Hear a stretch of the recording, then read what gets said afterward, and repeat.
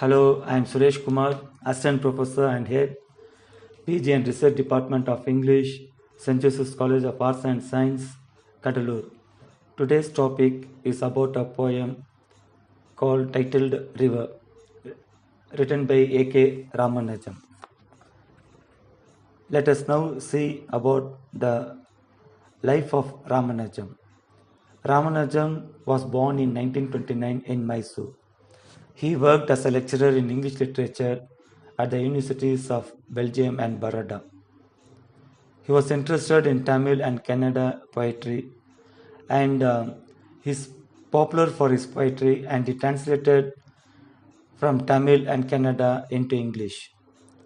His translations are The Interior Landscape, Gold Medal of Tamil Writers, Speaking of Sukha, nominated for the National Book Award 1974, Samskara.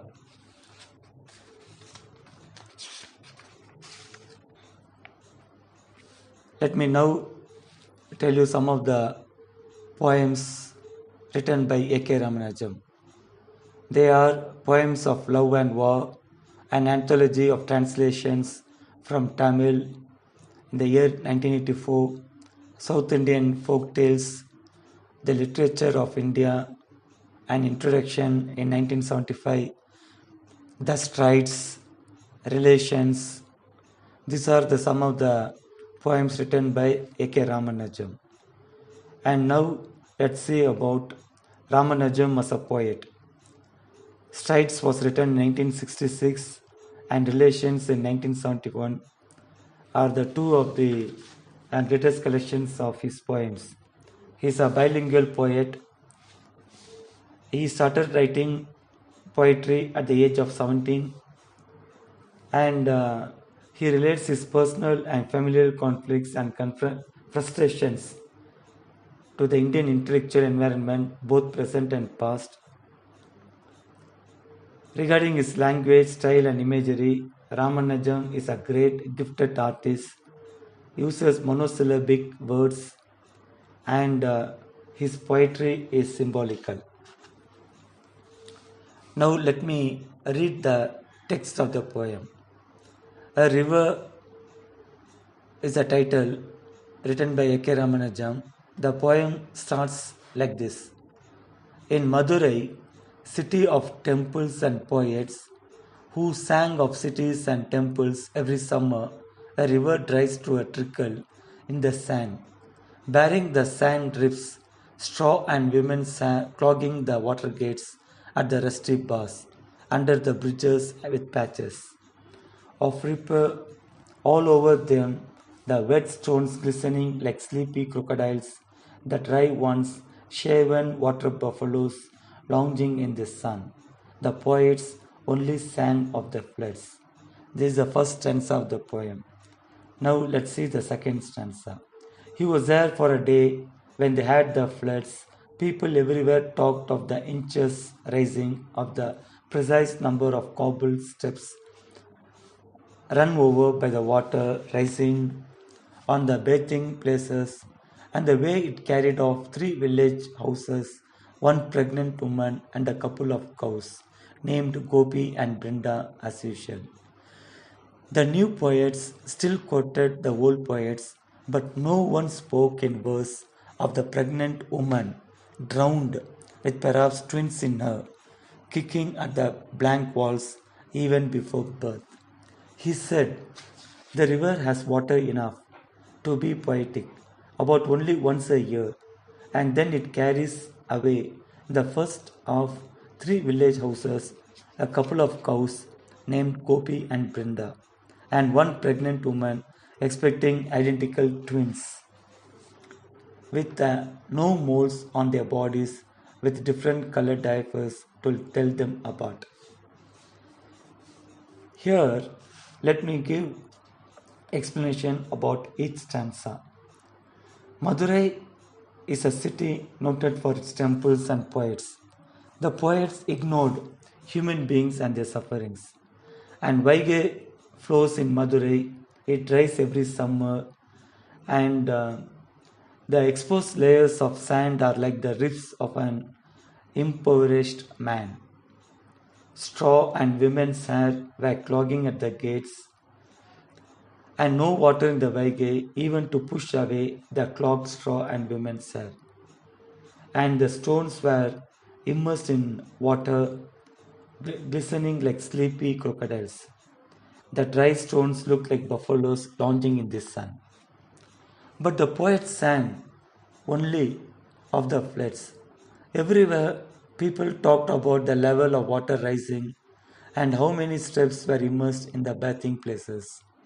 Further, they talked about the way the flooded water carried away 3 village houses, a pregnant woman, and 2 cows called Gopi and Brinda.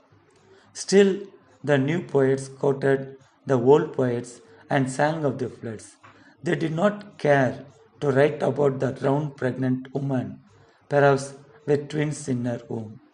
They did not even think of the sufferings of the unborn children who would have kicked at the blank walls before they died. Even then, in the first half an hour of the flood, it carries away 3 villages, houses, cows, Gopi, and Brinda, a pregnant woman with identical twins with no moles on their bodies, but only with different colored diapers to identify them. Let us now briefly analyze the critical appreciation of the poem.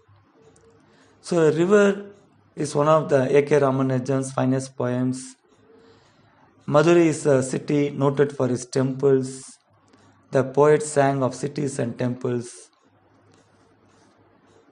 And in the following lines, Ramanujam employs repetitive vocabulary.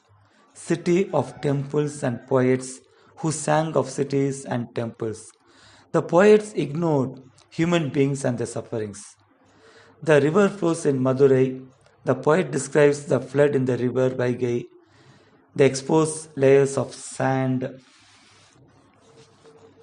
the bars meant for regulating the flow of water were not used for long.